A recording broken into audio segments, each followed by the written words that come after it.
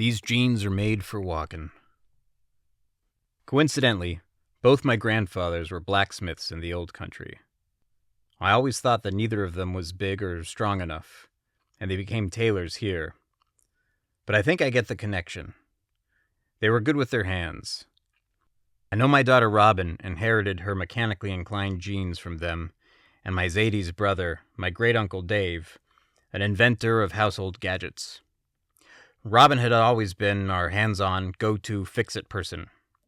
Fortunately, all my kids inherited good stuff, and they've each greatly enriched our gene pool. No one else in my immediate family could be considered handy, although, unlike my father, I've been known to hang a picture or change a light bulb.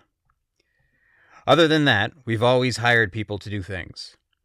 I know Deborah would be pleased if I were more capable. Her sister, Donna's husband, Wayne, who was born and raised that way, can do just about anything with his hands. He even plays a saxophone in a dance band. But there was a time when I rose to the manual occasion.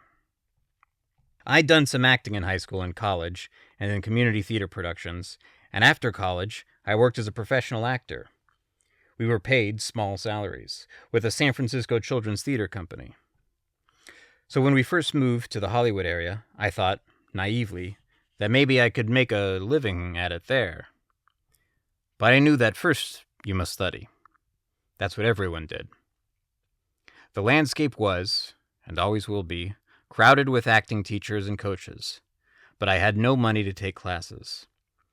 Then someone mentioned the famed Russian emigre/actress Eugene Leontovich, who conducted workshops and directed performances in her small upstairs studio. Madame was a Stanislavski devotee and taught his techniques. I had a nodding acquaintance with him from his books, which were required reading in college.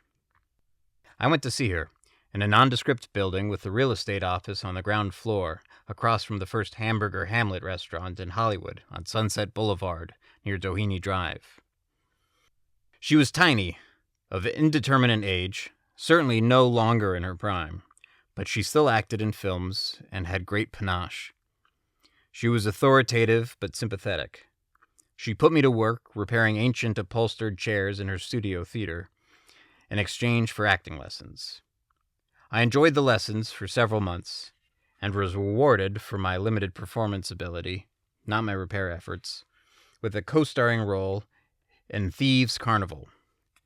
I think I managed to avoid embarrassing myself or Madame.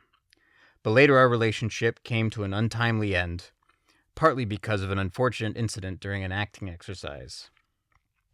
Madame was urging us to improvise as a chest of drawers, a suggestion that I couldn't take seriously and stubbornly resisted. It brought to mind one of Danny Kaye's inimitable routines, a pattern song about Stanislavski et al., which had something to do with his playing the part of a bureau.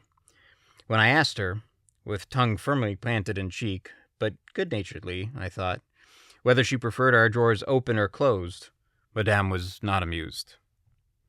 After all this time, I still appreciate Madame's acting lessons.